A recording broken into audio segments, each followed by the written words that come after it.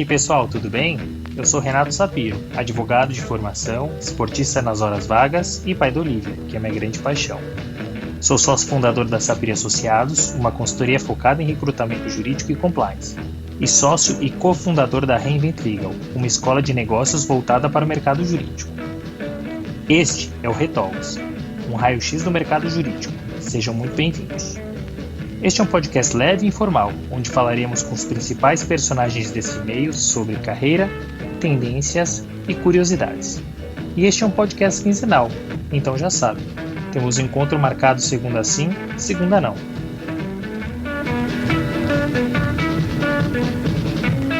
No episódio de hoje eu conversei com a Carol Conway, que é diretora de assuntos regulatórios e institucionais no Grupo UOL e PagSeguro PagBem. Carol é uma pessoa incrível, cheia de boas histórias e com uma trajetória que merece ser compartilhada. Sempre soube o que queria, mas deixou a vida te levar e o resultado vocês logo conhecerão. Se você tem curiosidade sobre tecnologia e internet e quer conhecer os bastidores do que foi a trilha da internet de escada até o Pix, aperte o play, porque Carol, que é uma das referências nos temas, te contará com brilhantismo. Mas vamos do começo. Carol é graduada em Direito na Unesp, tem um mestrado em Direito Econômico pela USP, além de diversos cursos em instituições renomadas. Trabalhou em escritório de advocacia, em empresa e na Secretaria de Direito Econômico, o atual CAD, até chegar no Grupo UOL, onde já está há 13 anos. É ainda uma das fundadoras da Woman on Board, uma iniciativa que merece ser aplaudida. Mas melhor que ouvir de mim, vamos ouvir dela. Carol, que prazer ter você aqui conosco no Retalks. Muito obrigado por ter aceitado o nosso convite. Prazer é todo meu, Renato. Muito obrigada pelo convite, por estar aqui com vocês. Estou bastante animada. Que bom, nós também. Olha, vou começar com a nossa pergunta tradicional. Você tem uma carreira que é super sólida, você passou por órgão público, por escritório de advocacia e por empresa. Essa sua trajetória, ela foi planejada? E caso contrário, quais eram seus objetivos? Bom, Renato, definitivamente minha trajetória não foi planejada. Mantemos o 100% então. Desculpa frustrar, mas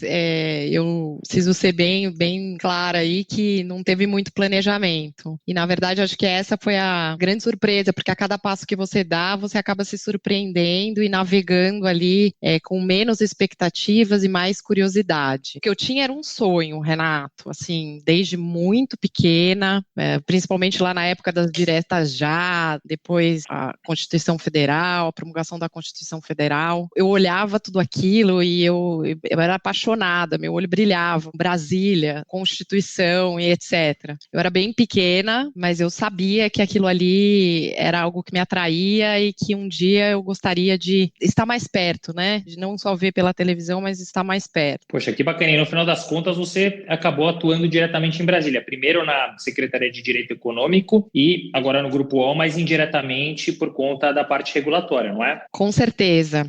Mesmo durante meu tempo de faculdade, assim, logo que eu entrei na faculdade, no primeiro ano de faculdade, eu já fui bater a porta de um escritório e fiquei sabendo que, bom, naquela época não tinha processo digital, não tinha, era a época do fax, lembra do fax?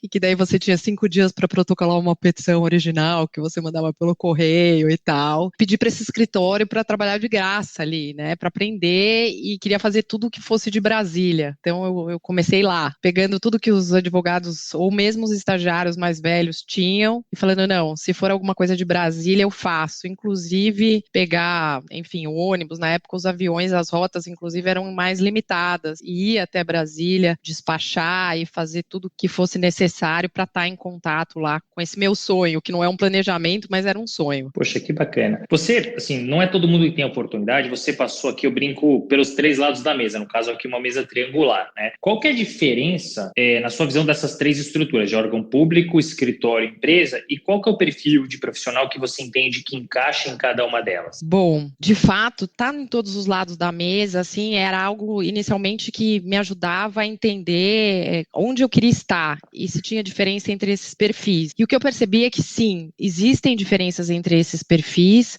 mas são perfis que, no fundo, cada vez mais eles se complementam. Então é como se fosse um ecossistema. E esse ecossistema é um ecossistema que a gente vê que é necessário que cada perfil possa se encaixar cada vez mais um ao outro e que você decida qual perfil se encaixa melhor na tua posição. O que eu percebo é que estar no poder público é um perfil que você, primeiro, tem uma visibilidade, assim, mais, vamos dizer assim, ampla, lá de cima, de tudo que pode ser feito em termos de política pública. Então, essa vocação é uma vocação, assim, bastante interessante para o caso de quem quer trabalhar com políticas públicas. Por outro lado, você tem toda uma questão relacionada a ter que lidar realmente com o processo administrativo, com todas as questões administrativas aí, pode, por um lado, te frustrar se você tem um perfil que é muito mão na massa, que você quer fazer tudo muito rapidamente, porque você tem etapas muito rígidas para seguir. Mais burocráticas, né? Exatamente. Burocráticas no sentido interessante, bom, né? Vamos dizer assim. Mas tem que ser seguido, né? Tem todo um arcabouço ali da administração.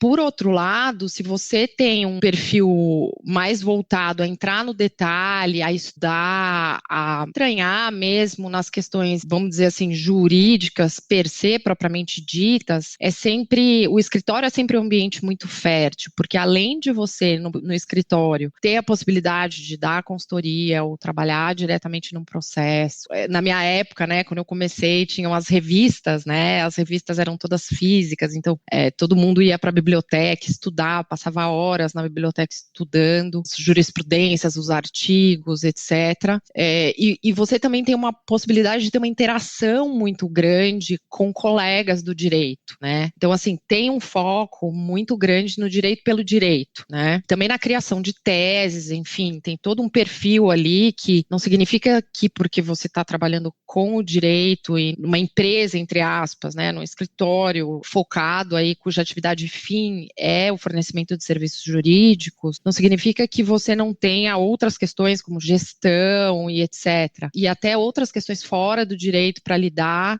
porque você tem que compreender o cliente, etc. Mas você tem um foco maior no que a gente aprende na faculdade, vamos dizer assim, no sentido de se aprofundar bastante nos temas, nos ramos, nos métodos e etc. Por outro lado, se você opta por trabalhar em empresa, você tem que ter muita consciência, muito diálogo com os teus clientes internos, né? Então você tem que gostar, você tem que ter uma afinidade com um ramo empresarial, com um ramo executivo, querer fazer o produto sair. O direito, ele tem uma característica muito de ponte, né? O direito é ferramenta ali. O que a gente, como departamento jurídico, regulatório, institucional, o que a gente pode fazer para amparar a área, fazer uma parceria com a área para que um determinado produto ele saia, ele vá para a rua da forma mais eficiente, da forma mais eficaz e cumprindo todo o arcabouço normativo necessário. Então, essa questão de você trabalhar em empresa e ter uma afinidade muito grande com negócios, ela é bastante importante, porque você é parte do negócio. E acho que é isso, mas assim, cada vez mais, eu acho que esses lados, governo, escritório e empresas, eles se aproximam, Renato, porque essa economia colaborativa, os tempos que a gente está vivendo agora, eles demandam que os profissionais eles estejam cada vez mais próximos enquanto ecossistema um do outro. Então, muitas vezes, assim, no passado, existia muito aquela distinção do advogado pelas suas palavras em latim ou pelos seus termos e etc. E hoje em dia, o advogado ele tem que prestar serviços para as empresas numa linguagem concisa, bem simples, começando pelo fim. Então, na ponte empresa e escritório, isso fica bem claro. E também na ponte governo, empresa,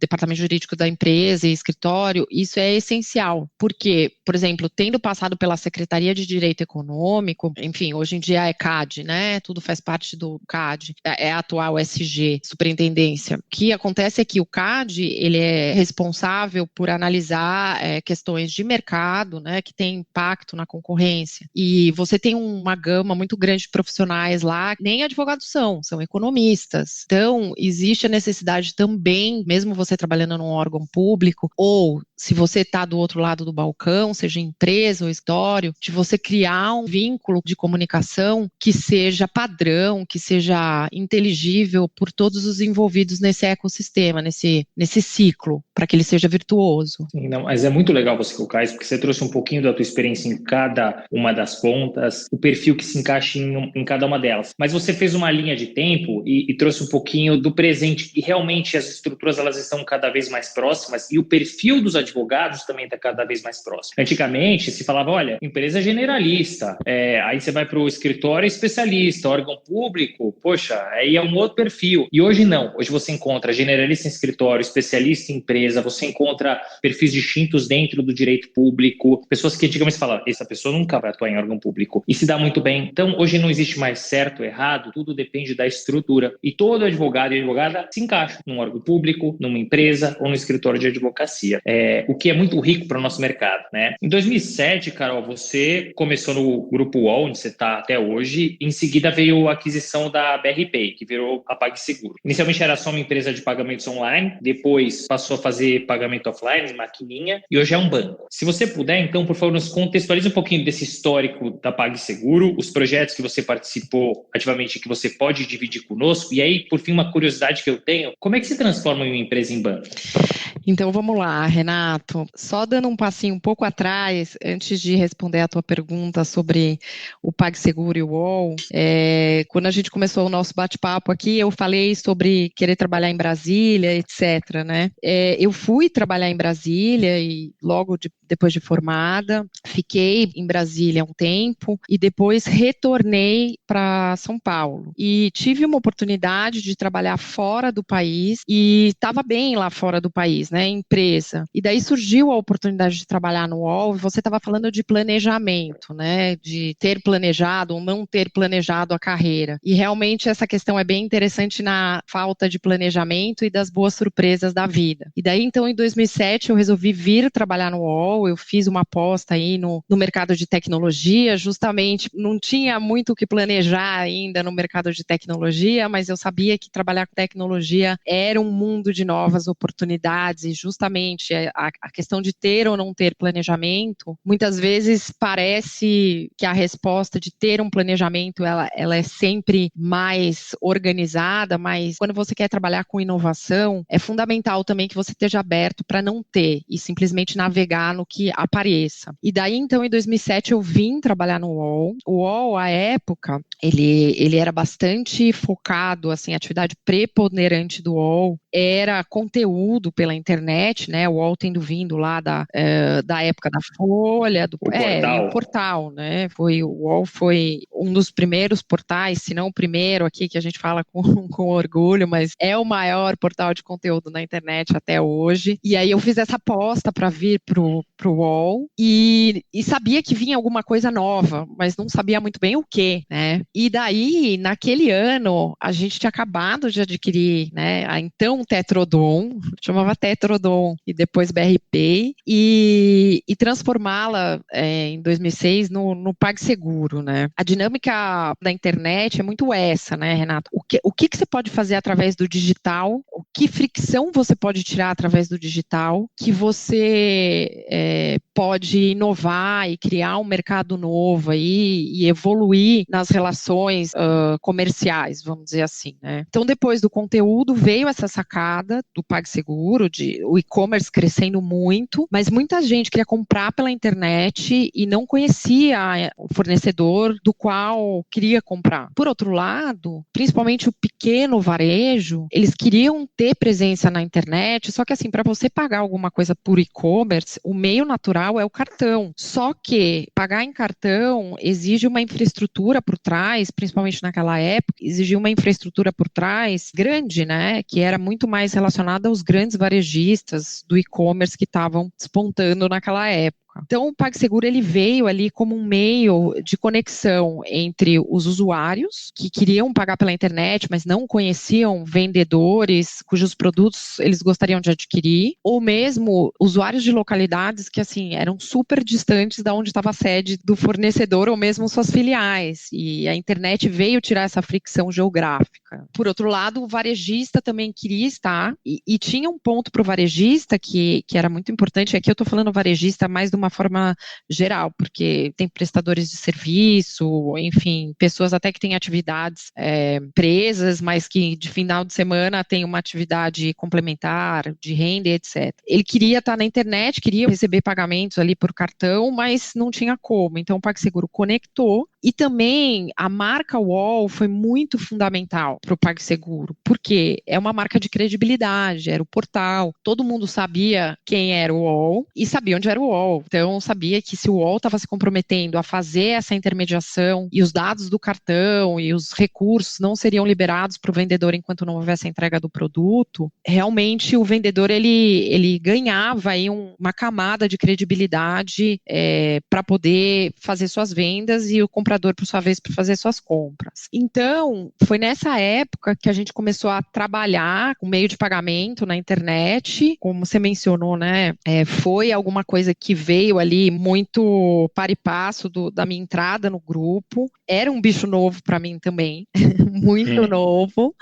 Acho que para todo mundo à época, né? Exatamente, para todo mundo. E ele ainda estava começando, a gente tem que fazer, inclusive, assim, falando de departamento jurídico, isso é muito importante, porque, assim, você tem que fazer um mergulho ali, você tem que mergulhar no que está acontecendo, como funciona a operação, quem está de um lado, quem não está do outro lado, porque as pessoas sabem, quem está lidando com o negócio sabe no dia a dia, mas se você está no departamento jurídico e você quer lidar com aquilo, você realmente precisa entender o mercado. E aí é mais um ponto de conexão que eu citaria entre o trabalho na então Secretaria de Direito Econômico, e hoje em dia do CAD, que lida com análise de mercados, e o trabalho que é feito em empresa quando você realmente tem que entender do produto. Então, nesse sentido, a gente começou a fazer o atendimento ali do PagSeguro.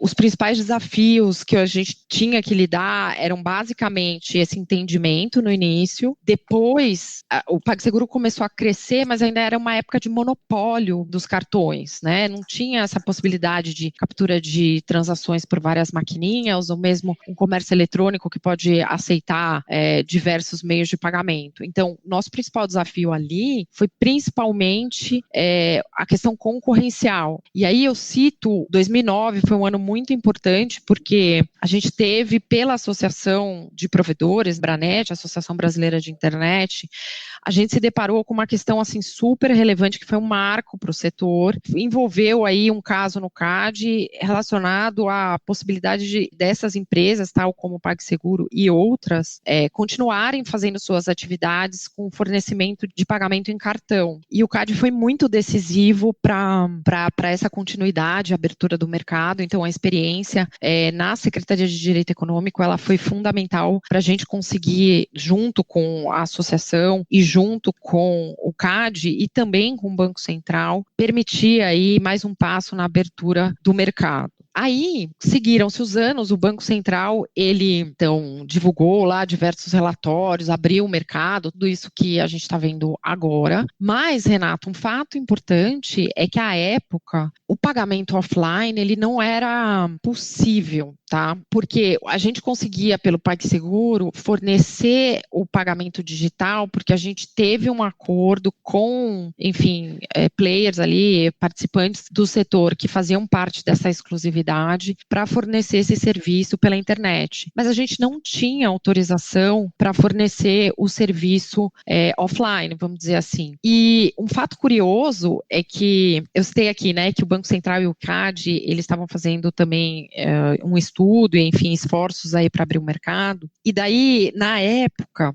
foi me solicitado, olha, você precisa dar um jeito da gente começar a fornecer serviço offline. A gente precisa encontrar uma solução jurídica, regulatória, concorrencial, para a gente fornecer um serviço offline. E eu estudei todos os regulamentos, estudei todo o cenário internacional para entender como que a gente poderia fazer isso. E a grande sacada ali que o PagSeguro teve depois foi quando saiu esse diagnóstico aí do setor pelo Banco Central e pelo CAD, e também pelo que era vivenciado na prática de mercado, as maquininhas eram realmente um produto mais voltado para o comércio de grande porte, porque os custos eram altos, tinha toda uma questão, você precisava ter pelo menos um departamento de TI dentro da sua empresa, ou a possibilidade de subcontratar um departamento e pagar essas tarifas, etc. E aí a gente falava, não, mas a gente pode fornecer maquininhas baratas e a gente pode fornecer maquininhas para o consumidor, ou para o vendedor, né, consumidor entre aspas, consumidor das nossas maquininhas, a preços muito módicos, né, dá para fazer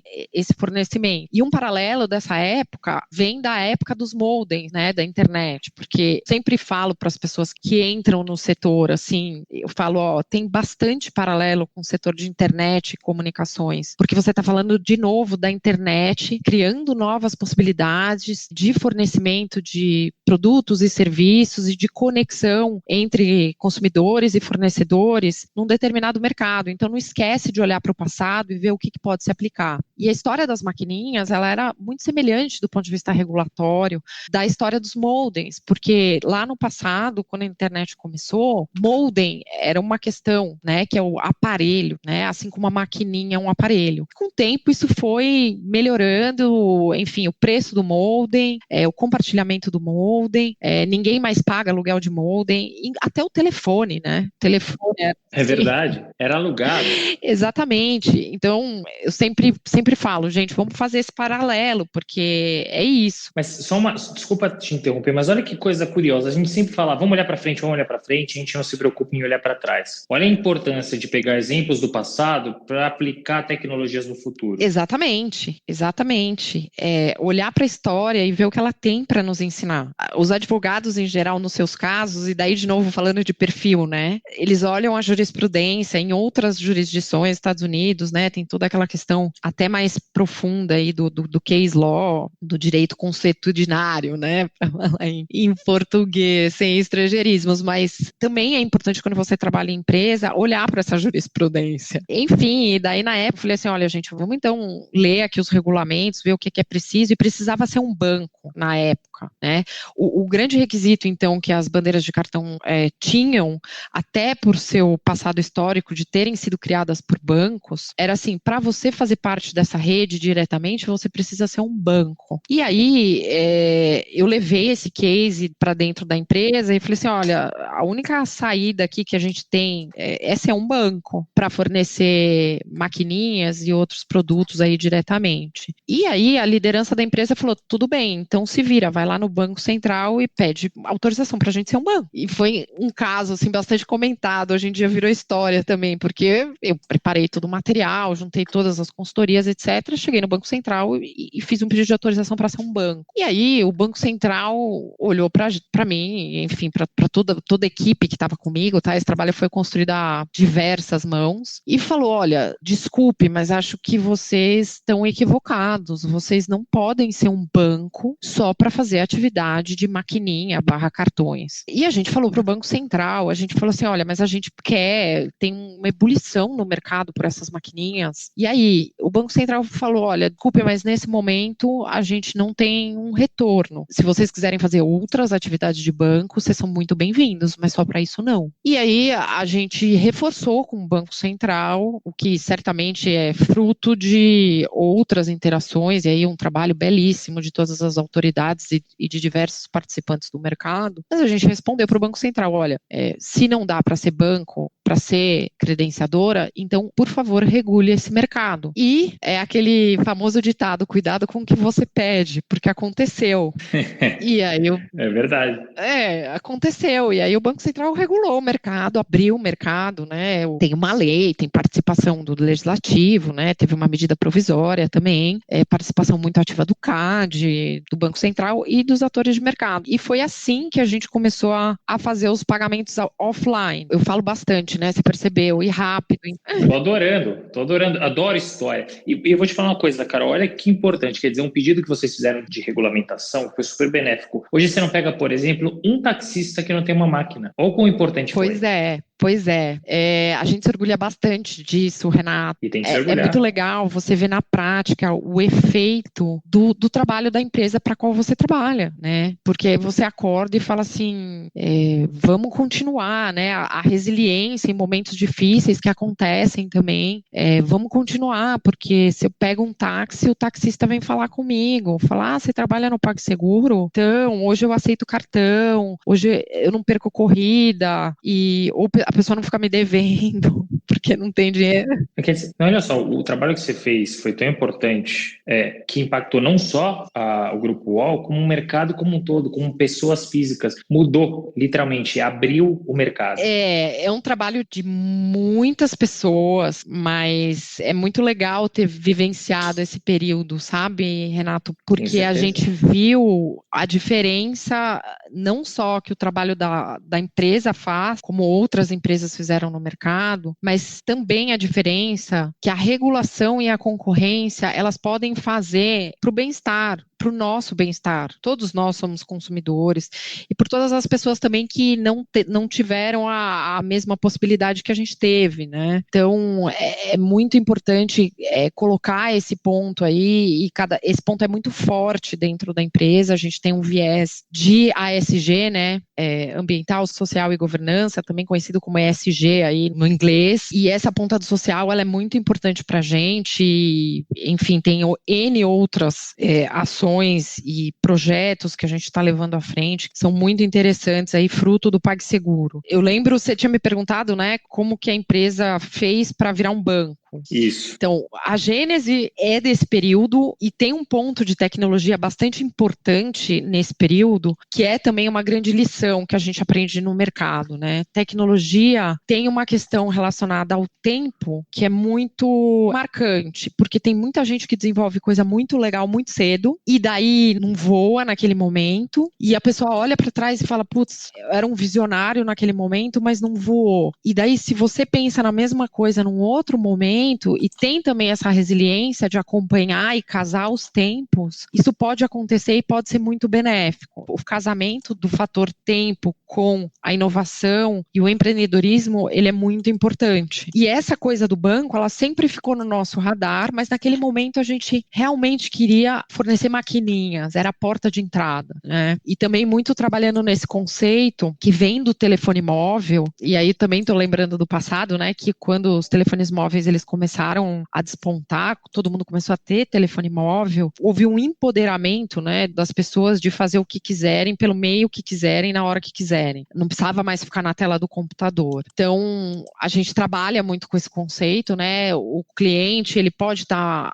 online, offline, mas a gente chama de um único canal, ou de novo, vou falar aqui o termo em inglês, porque tem esses acrônimos, né, o omnichannel. Mas então, o que a gente começou a ouvir dos nossos clientes era que, pela internet, ele queria fazer mais coisas. Para você ter uma ideia, 80% dos nossos clientes no PagSeguro, eles nunca tinham transacionado com nada que não fosse dinheiro de papel, tá? Uau! E grande parte dessa base era, e ainda é, né, até a última pessoa ser bancarizada, a gente não vai sossegar, mas era desbancarizada ou semi-bancarizada, porque também tinha dificuldades em relação à equalização dos custos para ter uma conta, ou mesmo não tinha uma agência no local onde a pessoa estava. E o digital, ele supera um pouco essas fricções. Hoje o PagSeguro está em praticamente todos os municípios do país, porque você chega pelo digital, você chega pela rede da internet, e a nossa conta é gratuita. Ela é uma conta digital baseada em toda essa regulamentação do Banco Central, e num conceito que muito se discute hoje em dia, mas as pessoas que não estão diretamente envolvidas ali na regulação, muitas vezes não sabem que a gente já tem no país o conceito de moeda eletrônica regulamentado pelo Banco Central desde 2013, que é a moeda eletrônica, que é a moeda escritural, vamos dizer assim, que tem equivalência em reais, e com a qual o PagSeguro trabalha desde que começou, e é um dos pioneiros aí autorizados pela regulação, e agora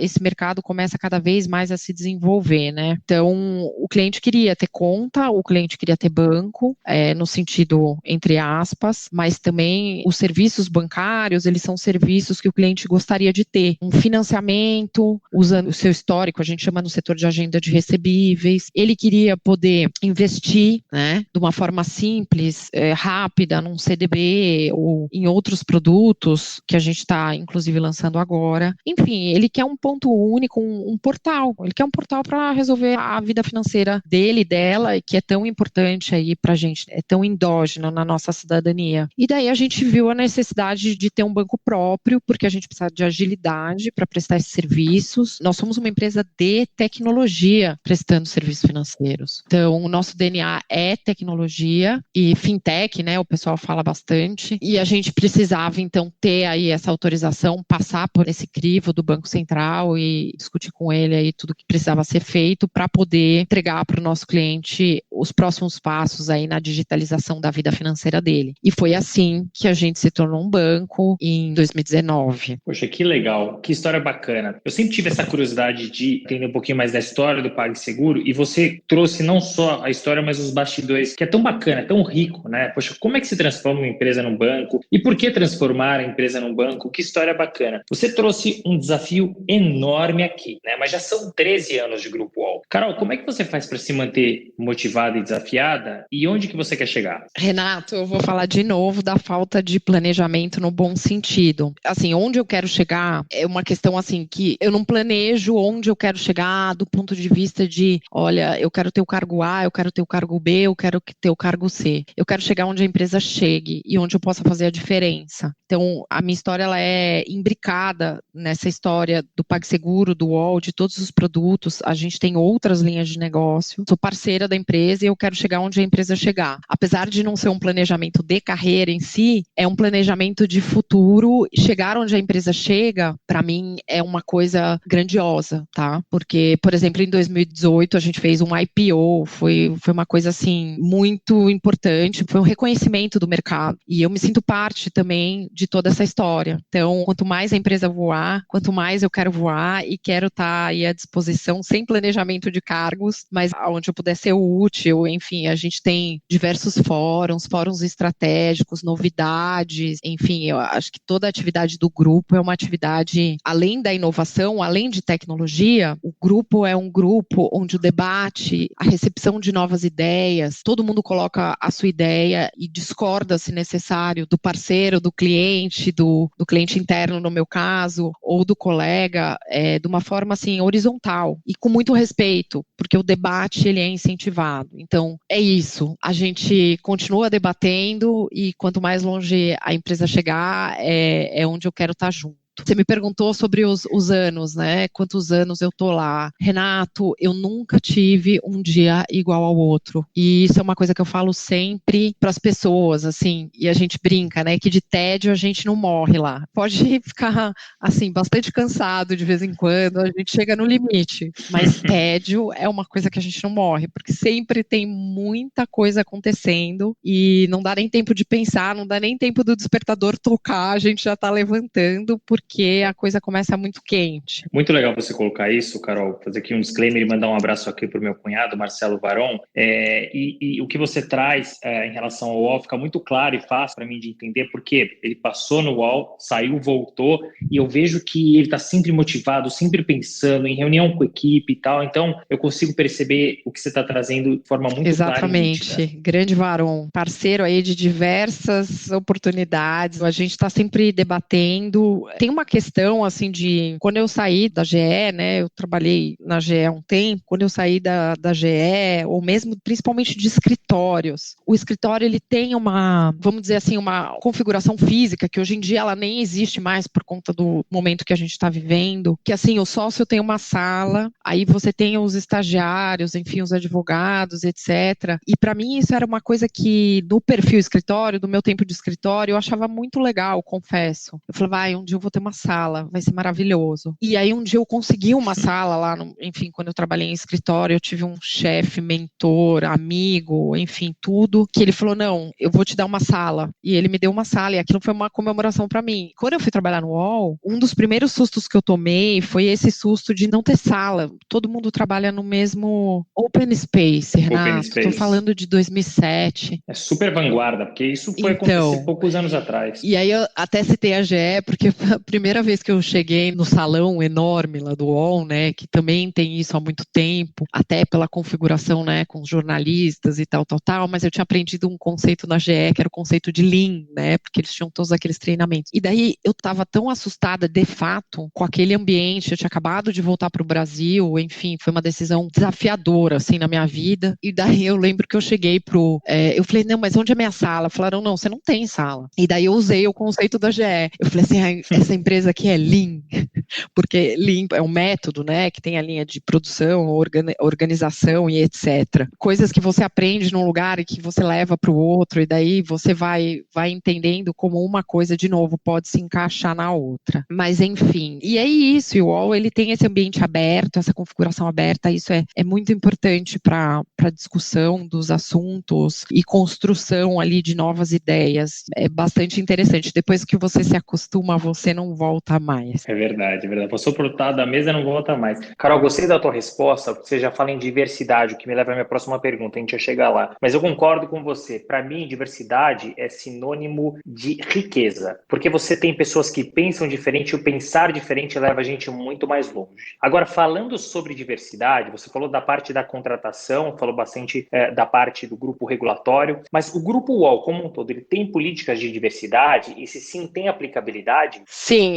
nós temos diversas políticas de diversidade muito alinhadas com, vamos dizer assim, o espectro das políticas de RH e outras, mas também, vamos dizer assim, no seio da empresa, né, além da política, tem a questão da aplicabilidade que você bem citou. É importante para a gente tanto ter a política para perseguir e implementar o reflexo social dentro da companhia e a inovação, né, da mesma forma que eu falei na pergunta anterior, isso é super importante. A gente também tem a questão da aplicabilidade no sentido, por exemplo, eu vou dar o exemplo aqui do caso das mulheres na liderança. Eu tenho um projeto chamado Women on Board, que é um projeto sobre diversidade em conselhos, e a gente tem diversidade no conselho, e esse caso é um caso interessante, porque quando a gente lançou o WOB, a gente levou para a liderança da empresa, vamos, já que a gente está na época de nomeação de conselheiros e conselheiras, vamos nomear mais mulheres, e a empresa tanto nomeou mais mulheres, como inclusive, assim, suportou o projeto, tanto nomeou mais mulheres, como também deu espaço para que essas mulheres pudessem também contribuir nas políticas de diversidade do ponto de vista de diretriz da companhia, em geral. Então, aí você tem, dentro das nossas políticas, diversas discussões, e eu vou citar, já que eu estava falando de conselho, a importância que o ESG, né, do inglês, ou ASG, passa a ter aí nas políticas de conselho, nas diretrizes. Você tem diversos exemplos das nossas políticas que hoje estão sendo formatadas, inclusive para dar a concretude aí em termos de métricas de mercado e etc., que hoje a gente já tem dentro da empresa, mas organizar nesse modelo mercado, né, o que o mercado tem cobrado. Então, alguns exemplos, a gente tem política de faixa etária, né, diversidade de faixa etária é também muito importante, diversidade de etnia, diversidade de regiões do país, né, a gente se preocupa também nesse trabalho que a gente está fazendo, tanto das políticas como também nos relatórios que serão divulgados, inclusive, em breve, por região do país, isso é bastante importante. No digital, a sede pode estar em São Paulo, mas todo mundo é atendido no país. A questão da inclusão social, né, o S, tanto a financeira que a gente faz aqui, quanto, inclusive, novos mecanismos para acesso à saúde, educação. Citaria também a questão dos PCDs, é uma métrica da empresa, e a gente tem diversos projetos nesse sentido. Um que eu gosto bastante, que infelizmente agora com a pandemia a gente não está podendo usufruir. Nós temos uma política da companhia e uma parceria com associações de pessoas com deficiências visuais que oferecem para a gente um presente na companhia, né? É uma política da empresa e é um presente para todos nós colaboradores, que é a possibilidade de fazer quick massage no ambiente de trabalho. Como os profissionais selecionados, eles têm deficiência visual, eles têm um tato muito aguçado. Então, eles fazem a massagem mais maravilhosa que eu e vários profissionais já pudemos experimentar. Então... Que ideia bacana, e deve ser uma delícia. E no ambiente de trabalho faz toda a diferença, e foi uma forma que a gente encontrou também de incluir esses profissionais no nosso corpo de profissionais. Como eu diria assim, eu acho que trazer o melhor que esses profissionais que fazem massagem, que têm o tato aguçado, eles são os melhores profissionais, e incorporar isso na companhia, assim como em outros casos de outros profissionais, que a gente está sempre pensando como a gente pode trazer o melhor desses profissionais, as suas melhores características para dentro do nosso ecossistema. Poxa, muito bacana, Carol. Aqui dentro da sua resposta, duas coisas muito interessantes. A segunda me leva a uma pergunta, a gente chega lá, mas que legal ver que o Grupo UOL tem a política, mas mais do que ter a política, é uma política que é aplicada, porque eu vejo em diversas empresas as políticas, mas que não têm aplicabilidade. Aí de nada serve, né? Só fica lá no papel. Mas muito legal ver que isso acontece no Grupo UOL. E a segunda parte me leva para uma pergunta. Você falou do Woman on Board, que é uma ideia genial que você trouxe. E a minha pergunta é, a criação do Woman on Board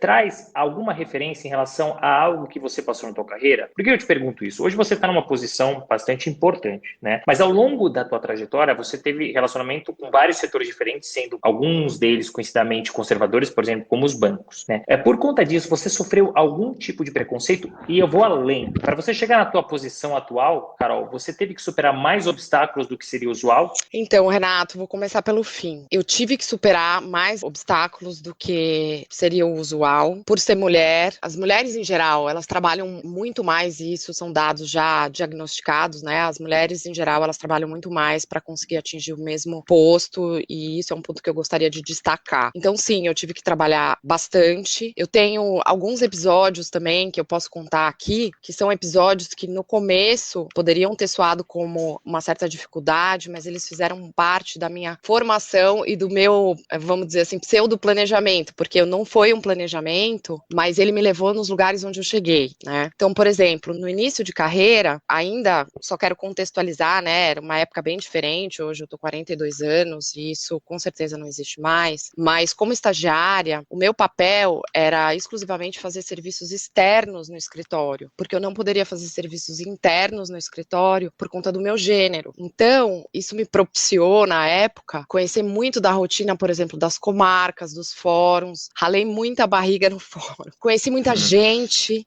tive discussões que foram além de um simples estágio, mas elas incorporaram também alguma coisa que hoje eu tenho dentro da minha formação, que é o apoio mútuo, o apoio de outras mulheres, o apoio de outros homens também, que faziam de tudo para me dar um suporte maior ou para ver aquela situação se reverter. E eu acho que é toda essa ebulição desse momento histórico também, que hoje, cada vez mais, diminui as diferenças existentes na entrega profissional, que sempre tem que ser ótima, mas assim, na dificuldade de chegar a postos de liderança por conta do gênero. E é um pouco desse trabalho também que o Women on Board busca fazer dentro do princípio top to bottom, mudar o conselho, mudar a configuração dos conselhos aí, para que justamente cada vez fique mais fluido, a gente tenha um reflexo social dentro das companhias do ponto de vista de liderança. E o setor financeiro em si, Renato, foi a gênese, posso dizer, a gênese do Women on Board. Foi ali que tocou meu sino para entender o que eu posso fazer para ter um setor financeiro com mais igualdade de gênero, sem prejuízo das outras diversidades, porque todas elas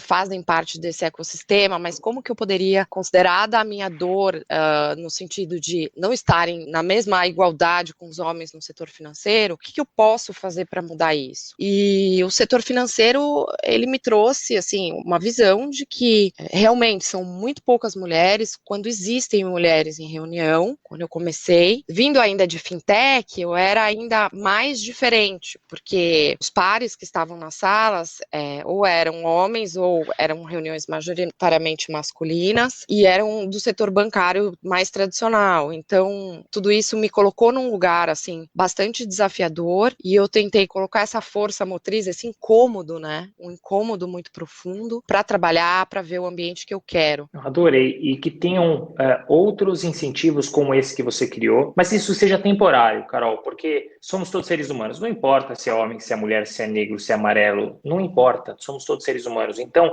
que a gente não precise ir lá na frente de nenhum tipo de política, mas que todos tenham a mesma chance e pelos seus méritos, pelos seus merecimentos, e não porque é X, Y ou Z. Que assim seja. Amém. Né? Carol, a gente falou bastante aqui do setor de tecnologia, da parte de internet. A gente teve muitas mudanças no mercado de internet. Por exemplo, o advento do Marco Civil, né, da internet que você acompanhou de perto, a lei Carolina Dickmann, a discussão e votação da LGPD, o surgimento dos arranjos de pagamento e outras formas de meios de pagamento digitais, além de inúmeras mudanças regulatórias. Aí eu queria que você compartilhasse um pouquinho dos desafios que você encontrou nessa área e como é que essas mudanças elas alteraram a sua rotina? Renato, essa é uma das histórias assim mais interessantes da carreira no UOL, porque quando eu entrei no UOL, existia todo um esforço, primeiro, de aculturamento sobre a internet. O que é essa internet? Como é que a gente faz para regulamentar essa internet? E aí você citou o Marco Civil. O Marco Civil, eu participei ativamente da construção do Marco Civil, da Lei Geral de Proteção de Dados e de outras ações envolvendo aspectos da internet. Então, esse era o principal desafio, inicialmente, explicar o que é a internet. Na época, a gente tinha em discussão, inclusive pré-Marco Civil, um projeto de lei de criminalização de várias condutas que hoje elas são tratadas no Marco Civil. Então, por isso que existe o Marco Civil, né? Melhorando, evoluindo do Marco Criminal que estava em discussão e que com certeza teria bloqueado a internet. Então, o principal desafio foi esse. Foi um desafio muito interessante, foi um desafio que me trouxe também uma grande expansão, eu diria, das capacidades que foram desenvolvidas, inclusive setorialmente, porque como coordenadora da Associação Brasileira de Internet, eu fui responsável e outras pessoas, né, nós fomos responsáveis por levar um posicionamento do setor de internet pró-continuidade, pró-neutralidade, pró-abertura da internet. E isso tem também todo um esforço, além da coordenação, uma grande responsabilidade, porque a gente sabia que qualquer tipo de não compreensão ou qualquer tipo de revés poderia impedir o que a gente está vendo hoje, né? E esse trabalho foi uma construção colaborativa, não só dentro da associação, mas tanto com a sociedade civil, né, quanto com a equipe do Ministério da Justiça, parlamentares, assim, muito, muito importantes para construir o Marco Civil e promulgação do Marco Civil, e outros, não quero esquecer aqui de ninguém, mas fica aí o meu ponto dessa construção super colaborativa e o Brasil acabou promulgando um instrumento inovador.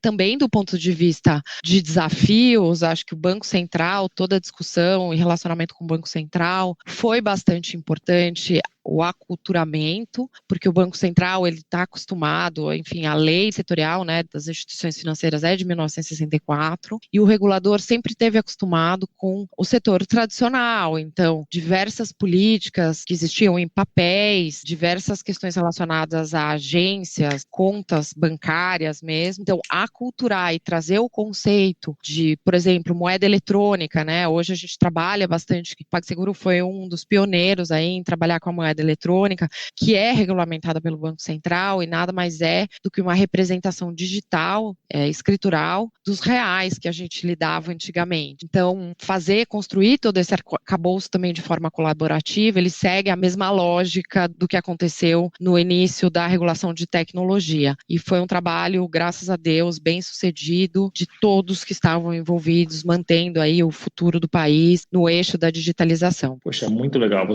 É legal te entrevistar e ouvir você contando, porque a gente pega ali de trás, do início, do começo da internet, até o momento atual, que me leva, inclusive, à minha próxima pergunta, que é Pix. É bom e é muito legal acompanhar essa evolução toda através de uma pessoa que vivenciou isso lá de trás. E até falando sobre Pix, Carol, se a gente está falando de evolução, de tecnologia, o Banco Central ele autorizou recentemente a utilização do Pix, que é um meio de pagamento instantâneo. Quanto que o Pix impacta, e aí seja de forma positiva ou negativa, nas empresas de máquina de cartão de crédito, e como é que o PagSeguro está se posicionando a esse respeito? Tá, só pegando o teu gancho sobre ser legal, eu queria também deixar um comentário na outra pergunta, que é sobre a experiência com internet, com Pix, que acima de tudo, a gente aprendeu também, teve muito prazer, diversão em explicar, em levar essa veia educacional para todos os reguladores. E isso continua agora na era do Pix. Pix é uma grata surpresa, porque quando a gente começou a trabalhar no setor financeiro, como empresa de tecnologia prestando serviços financeiros, existiam algumas barreiras concretas que a gente sempre discutia com o Banco Central. Exemplo, a gente já trabalha no modelo 24/7. Nosso cliente, ele tem a liberdade de operar a qualquer hora do dia, e isso é bastante importante para os clientes, principalmente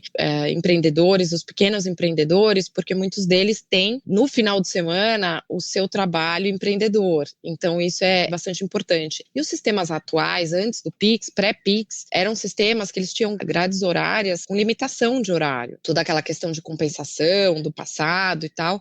Ninguém imaginava que fosse se precisar de um ambiente 24/7. E o Pix, ele traz essa viabilidade do ponto de vista de sistemas do Banco Central. Então, para a gente foi muito bom, porque a gente, no fundo, tinha um grande trabalho aqui, interno, de ter que gerenciar aí como é que a tecnologia opera 24/7 e os sistemas do Banco Central não operam. Então, o regulador mandou muito bem.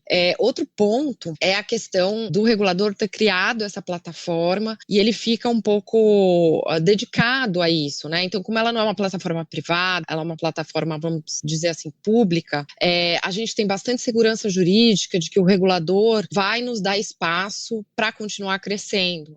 Ele está olhando para a tecnologia e a plataforma é do regulador. Então, a gente tem, vamos dizer assim, um árbitro 24/7 ali para impulsionar a competição, o bem-estar e também para discutir inovações, porque está tudo em andamento, as coisas não são estanques. E, por fim, o Pix ele tem como dinâmica um pouco do que a gente tem como dinâmica aqui, no sentido de quando o PagSeguro entrou no mercado e o foco dos clientes dele é muito voltado para a inclusão, a gente brincava e a gente ainda brinca que o nosso principal concorrente é o dinheiro de papel. A inclusão, ela traz essa questão, né? Quem que a gente foi procurar, né? Quem não era atendido? A tecnologia traz isso. Como a gente pode melhorar o serviço? E a gente foi buscar o empreendedor ou as pessoas que só trabalhavam com dinheiro de papel. E a gente brinca que é o nosso principal concorrente. Da mesma forma, o Pix, ele vem um pouco nessa dinâmica, em diminuir o uso de dinheiro de papel por meio da possibilidade, por exemplo, de você transferir dinheiro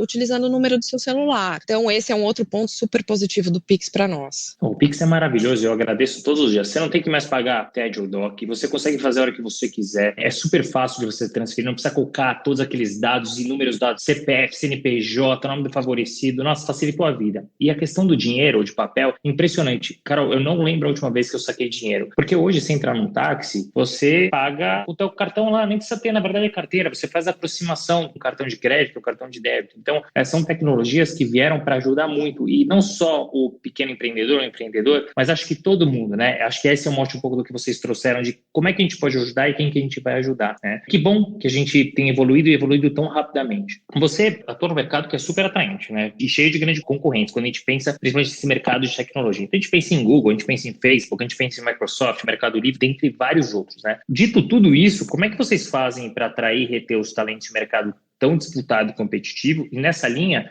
o Grupo UOL, ele tem implementado alguma política específica? Realmente é um mercado de bastante concorrência, com players que a gente tem bastante respeito e que tem um primeiro fator, Renato, que a gente até estava conversando na pergunta anterior e antes dela sobre marco civil, que é assim, seja o profissional trabalhando em outra empresa ou seja o profissional trabalhando aqui, o que acontece é que existe um trabalho setorial de aculturamento e abertura dos mercados pró-tecnologia. Então, lá ou cá, a gente acaba sempre tendo algum contato com todos os profissionais. Então, em associações ou nesses debates legislativos perante o regulador, tem um trabalho setorial muito forte que vai além da simples contratação do profissional para trabalhar numa empresa. O nosso RH, ele tem diversas políticas relacionadas à valorização, à atração, treinamento, abertura, ele é bem dedicado a isso. O que eu sempre falo quando eu estou fazendo as entrevistas e, enfim, entendendo se o colaborador tem o perfil da empresa, eu sempre falo o seguinte, que para mim faz bastante diferença, sempre fez bastante diferença para muitos dos colegas que trabalham na empresa, o fato da empresa ter uma liderança que está a metros de distância. Então, a gente pode discutir com a liderança, a gente pode debater ideias, a gente pode ter novas ideias, ter também contato com o fazer acontecer, não imediatamente, às vezes, porque, lógico, você tem toda uma questão de decisões, mas, assim, é muito rápido.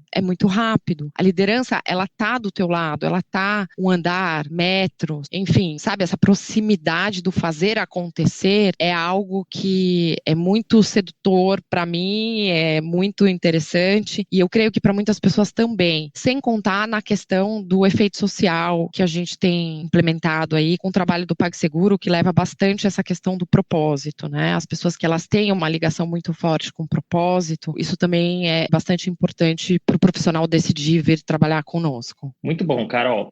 Infelizmente, a gente está chegando no final do nosso bate-papo, tá muito bacana. Eu estou me me sentindo aqui num filme, acompanhando a história da internet e da tecnologia, mas agora entendendo os bastidores. Está super bacana essa conversa, mas infelizmente uma hora tem que acabar, né? Então vamos para a nossa etapa final. Queria ouvir de você, Carol, ou queria, na verdade, indicações suas de um livro, de um filme ou de uma série. Posso indicar um de cada? Posso indicar um Por podcast favor. também, o seu? Opa, Então, fico comecei pelo super podcast. contente. Pode sim.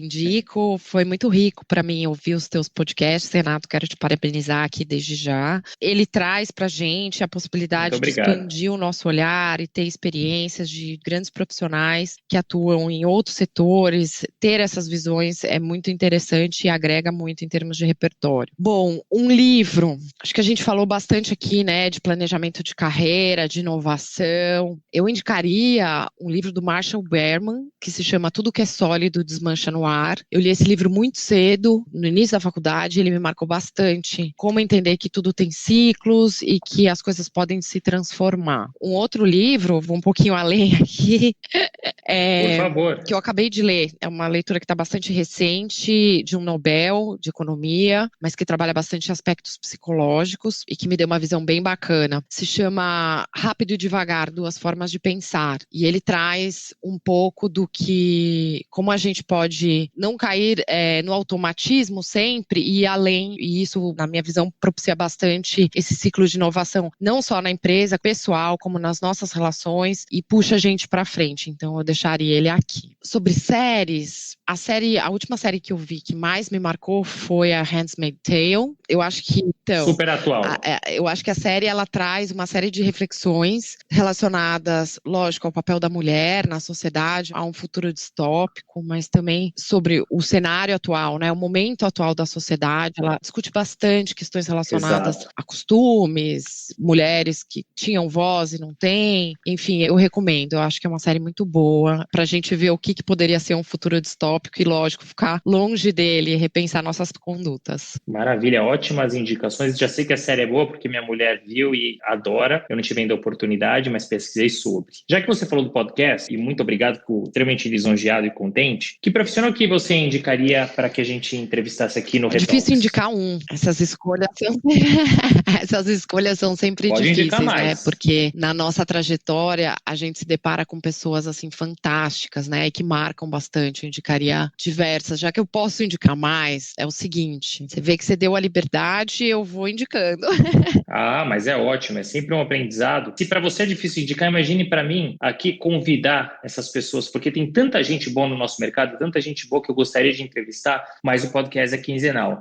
Então a gente vai indo aos pouquinhos. Então, canal aberto, por favor, indique. Olha, eu vou indicar os dois, inclusive eles têm ligação entre si. Mas eu começaria indicando a Patrícia Sampaio. Ela é uma super advogada, uma super professora e ela faz um trabalho muito bacana na área administrativa, regulatória, concorrencial, na Fundação Getúlio Vargas. É uma pessoa que, além de ser uma grande amiga, né, a gente se conheceu profissionalmente e virou uma grande amiga, e acho que vai ser bastante interessante para os teus ouvintes entender a trajetória dela. E eu indicaria o Carlos Afonso. O Carlos Afonso, ele é um super advogado que, além de advogar, né, além de ter o escritório, ele foi muito precursor em tratar temas de tecnologia no Instituto de Tecnologia e Sociedade. Ele participa de diversos fóruns internacionais relacionados à tecnologia, então ele ajuda muito a posicionar o nosso país e pode dar uma visão geral. Além de ter coluna, ele é nosso colunista lá no UOL, e eu leio a coluna dele bastante porque ele explica a tecnologia de uma maneira muito fluida. Ele consegue fazer isso para explicar para os internautas que não são do ramo do direito, não são da área, e eu acho que vale bastante a pena. Muito bom, ótimas indicações, já estão na lista. Em breve, se toparem, estarão aqui no Retalks. E agora, prometo, para fechar mesmo, eu queria que você desse um conselho para os profissionais desse mercado, isso independente de senioridade, de idade, fique à vontade. Meu conselho é: seja sempre curioso. A gente descobre, quando a gente é curioso, a gente descobre caminhos inimagináveis, né? Inclusive, indo um pouco aí além da questão do planejamento. Então, seja curioso, se crie seu perfil, não é porque alguém faz alguma coisa e essa coisa é mais famosa que você não pode criar o teu caminho, trilhar, seguir a tua paixão, porque quando você é curioso e algo te brilha os olhos, é isso que, pelo menos para mim, faz toda a diferença em acordar pela manhã. Compartilhe seus ensinamentos, isso é importante porque você dá e recebe e a gente eleva aí a barra, né, do mercado, cria relações muito bacanas e tem um mentor. O mentor, ele ajuda bastante, uma mentora ajuda bastante porque é alguém que tem uma visão, tem experiência e também quer compartilhar. Muitos mentores se enriquecem muito compartilhando, então procure um mentor ou uma mentora. Carol, adorei os conselhos, adorei a história da curiosidade, porque tem muita coisa por trás de ser curioso, e gostei do mentor. Infelizmente, aqui no Brasil, a gente ainda não tem muito essa figura. Nos Estados Unidos é uma coisa super natural e faz toda a diferença na carreira. Foram ótimos os conselhos, foi fantástico esse bate-papo. Obrigado por ter dividido com a gente um pouquinho da tua trajetória, da história da internet. Foi super bacana, foi um enorme prazer. Eu que agradeço, Renato, foi um muito super prazer estar aqui. De novo, em relação à pergunta anterior, né, que você fez, é muito importante para mim dar e receber também, porque eu aprendo muito, estou aprendendo muito com os seus podcasts. Já estou ansiosa para ouvir os próximos episódios. Muito obrigada. Fim de papo. Se você gostou, recomenda para os seus amigos. Se não, fala comigo que eu quero te ouvir. Até a próxima.